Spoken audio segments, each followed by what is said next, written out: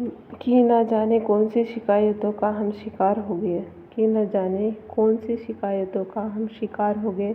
जितना दिल साफ रखा उतने गुनहगार हो गए, जितना दिल साफ रखा उतने गुनहगार हो गए। Hello my beautiful YouTube family, कैसे हो आप? आशा करते हैं आप सभी स्वस्थ है, मस्त है, बिंदास है और हमेशा की तरह बहुत बहुत पॉजिटिव है। स्वागत है आपका हमारे चैनल में। आप मेरे चैनल को सब्सक्राइब कीजिए, लाइक कीजिएगा, शेयर कीजिएगा और कमेंट जरूर से कीजिएगा। और आपको किस तरह की रंगोली चाहिए प्लीज़ बताइएगा और मोटिवेट भी कीजिएगा। फिर मिलते हैं नेक्स्ट वीडियो में। Thank you so much.